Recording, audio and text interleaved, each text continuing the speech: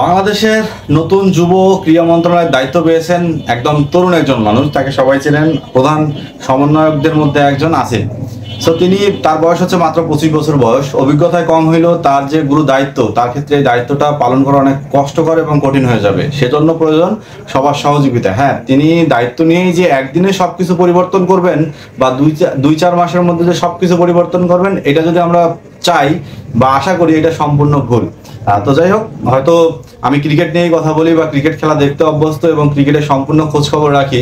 অন্যান্য ফেডারেশনগুলোর খোঁজ খবর হয়তো যারা অন্যান্য সাংবাদিকরা আছে যারা কাভার করে, যেমন ফুটবল একটা ফেডারেশন, কেউ হকি একটা ফেডারেশন, তেমন ক্রিকেটও কিন্তু একটা ফেডারেশন। সো ক্রিকেট নিয়ে একটু কথা বলতে চাই।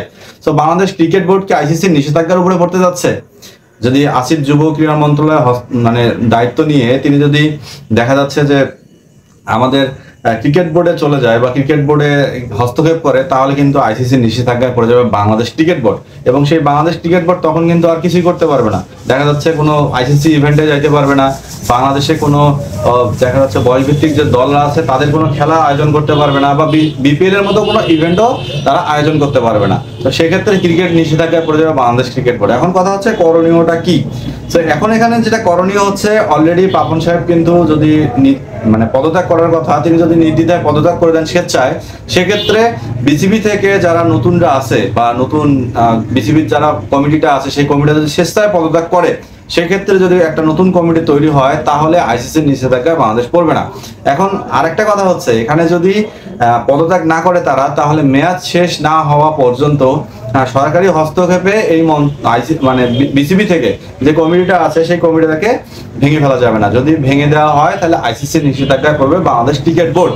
সো এই হচ্ছে নিয়ম কানুন, এর বাইরে কোনো ওয়ে নাই। কারণ আইসিসি সবসময় সব ক্রিকেট বোর্ডে কোনো দেখা যাচ্ছে রাজনীতির ব্যাপারটা মাথা ঘামায় না। যেমন শ্রীলঙ্কায় যখন অন্তর্বর্তীকালীন সরকার আসছিল, তখন তারা ক্রিকেট বোর্ডকে একটা বোর্ড তৈরি করে দিয়েছিল এবং হস্তক্ষেপ করছিল, শ্রীলঙ্কার ক্রিকেট বোর্ডটাকে আইসিসি ব্যান্ড করে দেয়। আবারও তারা স্বায়ত্তশাসিত ফিরছে এবং তাদের ক্রিকেট বোর্ডটাকে আবার সরবে ফেরাইছে। সো আমরা চাই না যে আমাদের বাংলাদেশের ক্রিকেট বোর্ডটাও এমন হোক বা এমন হোক। যদি নতুন যুব ক্রীড়া মন্ত্রণালয়ের যিনি উপদেষ্টা আছেন, যিনি নতুন উপদেষ্টা, যিনি দায়িত্ব পাইছেন, আমরা সবাই তাকে সহযোগিতা করবো। এখানে আরেকটা কথা হচ্ছে সাকিব আল হাসানের ব্যাপারে। সাকিব আল হাসান পাকিস্তান যাবে কি যাবে না?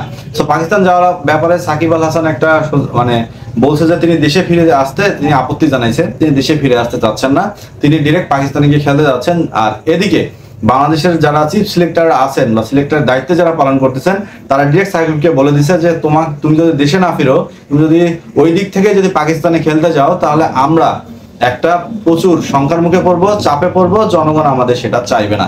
সো আপনারা হয়তো ক্লিয়ার হয়ে গেছেন যে সাকিব আল হাসান পাকিস্তান সিরিজে খেলতেছে না বা সাকিব আল হাসানকে দলে নেওয়া হচ্ছে না। এখন কথা হচ্ছে বাংলাদেশ ক্রিকেট বোর্ডে তাহলে আসন্ন যে চেয়ারম্যান আছে, তিনি কে হতে যাচ্ছেন? হ্যাঁ, কয়েকটা নাম প্রপোজাল করা হয়েছে নতুনদের পক্ষ থেকে। একটা হচ্ছে ফাইন স্যার, দ্বিতীয় হচ্ছে মোহাম্মদ আশরাফুল, আর তৃতীয় হচ্ছে নাফিস ইকবাল না শারিয়ার নাফিস, এমন কিছু নামগুলো আসছে।